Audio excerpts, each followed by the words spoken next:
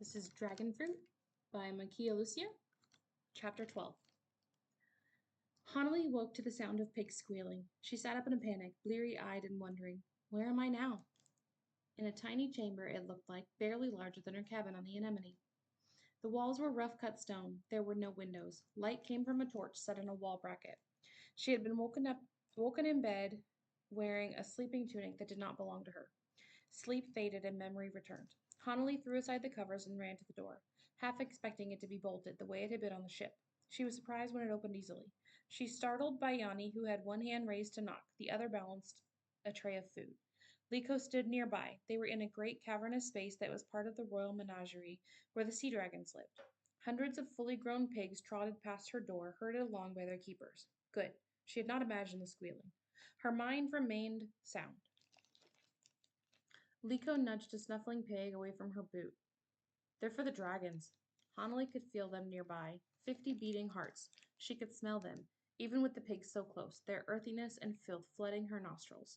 When she had last visited the menagerie as a young girl, there had been 2 sea dragons living in the pools beneath the mountains.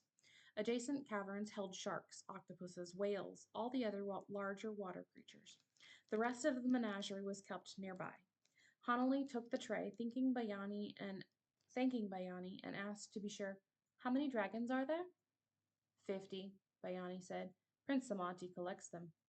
Hanali did not ask why. She had a feeling she knew. May I see them? We'll take you, Liko said, her expression serious. But you can't wear that. Hanali looked down at herself. The sleeping tunic left her knees exposed. Her feet were bare. She did not wish to know what her hair looked like. Bayani gazed politely at the wall, but the animal keepers snuck glances as they walked past. 2 young girls giggled behind their hands. Old Katamara left you clothing, Liko informed Hanali as she backed into the room, self-consciousness coming too late. I'll be fast. Hanali slammed the door shut. Sam's Aunt Chessa had been unpleasant.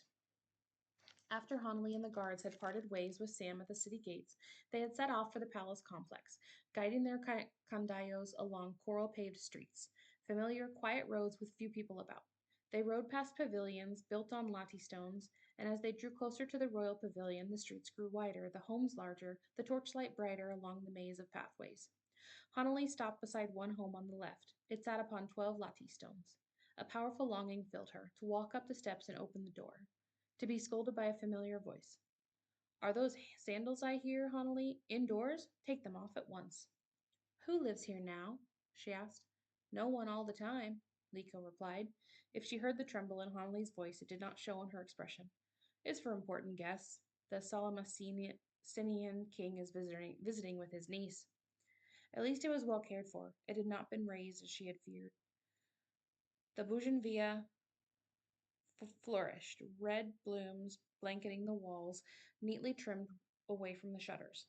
A candle flickered in one window, in a chamber she had once called her own. There was a woman who lived here, Hanali said. Penina? Do you know what happened to her? Liko and Bayani exchanged a look. They shook their heads. 4 guards stepped from the shadows of the pavilion, looking their way. A reminder to move on. Not far, though. Sam's pavilion was the next one over. Liko's knock had summoned a sleepy-eyed servant. They had followed the girl through a slumbering house, tiptoeing down corridors and passing large, airy homes. The guest pavilion was located out back, a miniature of the main house, set on 4 latte stones. Liko and Bayani had remained outside. For Hanali, there had been time for a much-needed bath. The servant had willingly filled a tub with warm water and brought in towels, soap, necessary things.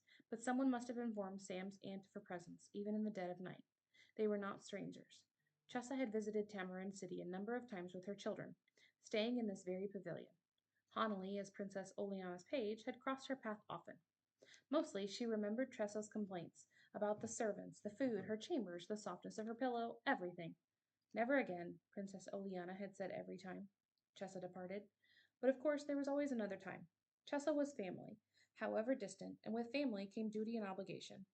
The older woman had stormed into the room as Hanali was sitting on a mat drying her hair and yawning. Chessa wore a beautiful green dressing gown.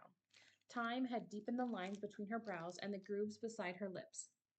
Her hair was a sparse gray fluff like bird down. She had always favored long, elaborate wigs.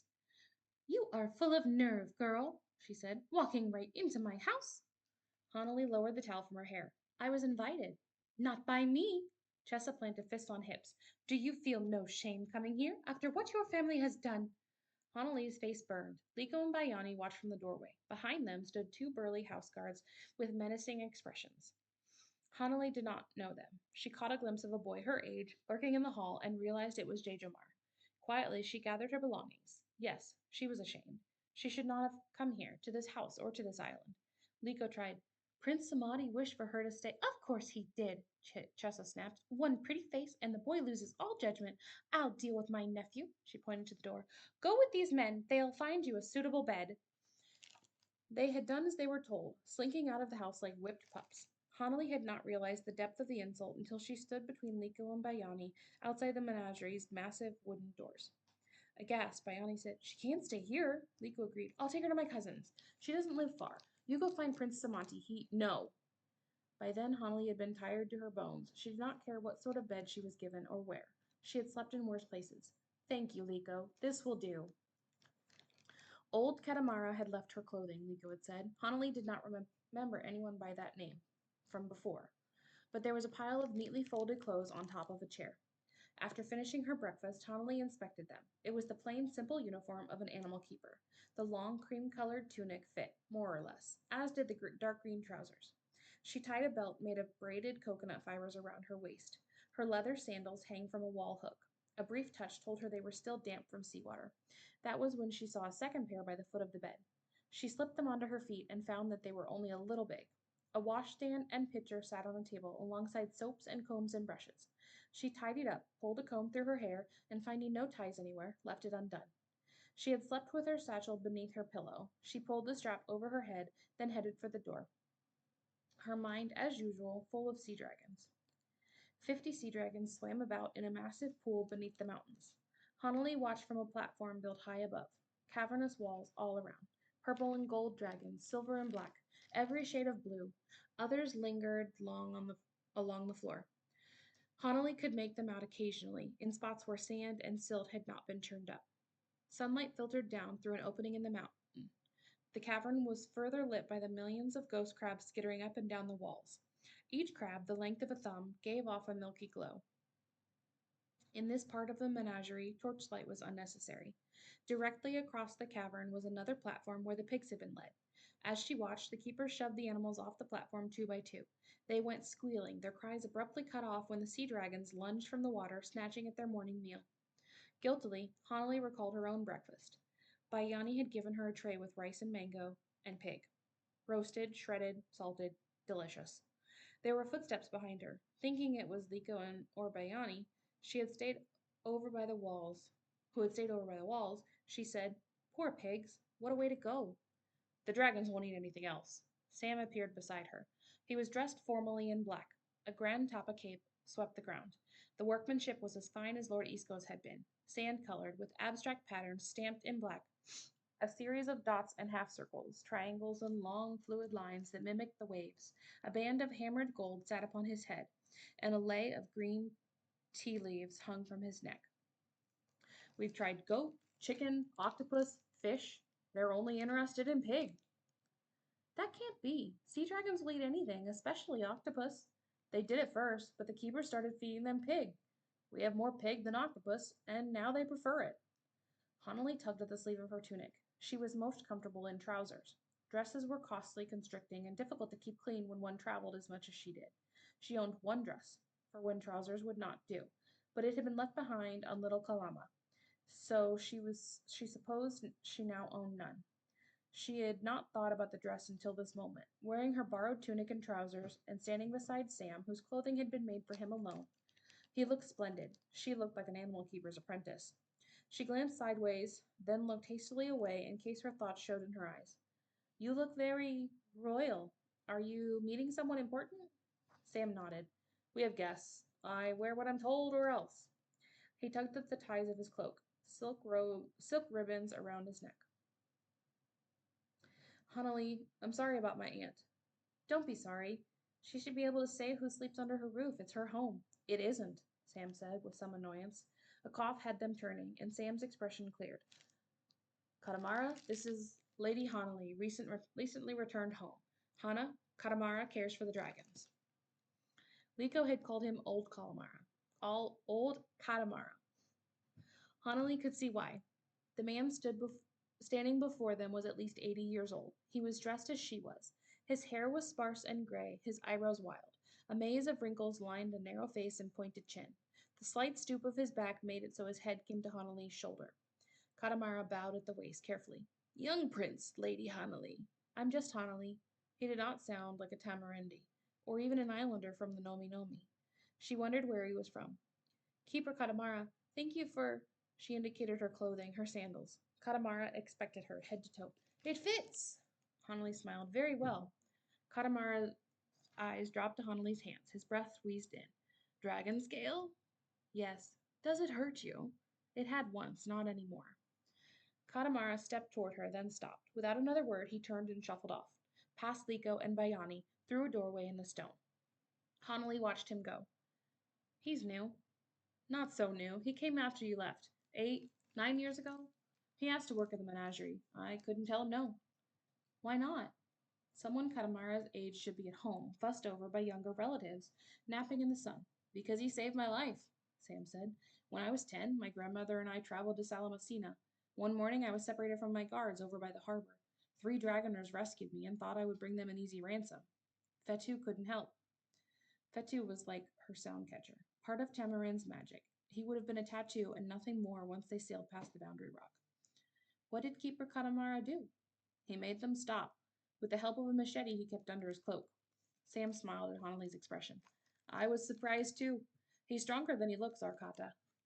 After, he brought me back to the palace, my arm broken. Both of us covered in blood. We made quite an entrance. Hanali was hearing the story years later, and still her heart pounded. Is that how you got that scar? Yes. His fingertips brushed the scar on his neck, a straight line from earlobe to collarbone. Grandmother offered him anything he wished, but he asked only to return with us. He said it has a pavilion near the lagoon. Mostly he sleeps here. He's good with the animals. She did not like the thought of him injured and alone, saved by chance by a stranger. Does it happen often? People trying to hurt you? Not often. Sometimes. A look passed between them. Before they turned back to the pigs. There were only a few of them left. Most of the dragons had eaten their fill. They were floating on their backs in the water, fast asleep. Hanali said, You're buying up sea dragons. Sam nodded. As many as I can, for as long as necessary. You're hoping they'll mate. It made sense. She understood the reasoning behind it. She just did not think it would work. Not under these circumstances. Yes. Sam was looking over his shoulder at the guards. I think they've heard the word mate before, she offered. Yes, Hanali, I'm sure they have. Well, that is what you're hoping for, yet, isn't it? Do they mate? Sam cleared his throat. They mate plenty. It's not the problem. No, the problem is there's no dragon fruit. Sam was frowning. Why don't you look surprised? What do you know about sea dragon mating rituals that I don't? Hanali peered over the railing, deep in thought. I've been to the menageries on Salamasina and Raqqa. Both have male and female dragons. They don't produce dragon fruit either. And I've wondered, maybe it has something to do with captivity. Perhaps they can't produce eggs in a place where they're not free. Your egg came from here, Sam reminded her, pointing. From that captured dragon. Hanali had recognized her at once. One of the 2 original sea dragons, deep purple in color with a white frill. She was off to one side on a ledge alone. She had not taken her eyes off Hanali since she had appeared at the rail. Hanali's heart twisted. It was not her the sea dragon longed for. It could have been an anomaly, something rarer than rare. It's like you said, these dragons mate plenty. We should be seeing dragon fruit. Sam said after a moment, Don't tell me that, Hanali. Not after all this. My mother. He trailed off, distracted by the purple sea dragon. He looked at the dragon, at Hanali. He went back and forth. She's watching you. I noticed. She usually ignores humans. Sam's frown deepened. Does she? She knows who you are. I think so, yes. The purple dragon slipped into the water and swam toward them, lingering beneath their platform. Eyes on Hanali. The other dragons made room for her. Sam's breath caught as the purple dragon began to sing. She's never sung before, he murmured. None of them have. It was the saddest song Hanali had ever heard. She brought the sound catcher to her lips and breathed in, not out, capturing every mournful note. Her eyes filled with tears. When the dragon fell silent, Hanali lowered the sound catcher and said, Sam, there's something I need to tell you. Prince Samati. Liko strode up to them. A young boy was with her, about 8 years old, wearing a green uniform of a royal messenger. He was wide-eyed with excitement, nearly bouncing off his feet. One of the tower guards spotted a dragon by the lagoon, near Assam Rock. They're bringing it in. Alive? Sam asked. At the same time, Hanali said, What color is it? They looked at her. Blue or green? Do you know? Is it alive? Please don't say you've killed a green sea dragon, please. The boy piped up. It's a green sea dragon, miss. There's a big stick in its neck. Someone's killed it.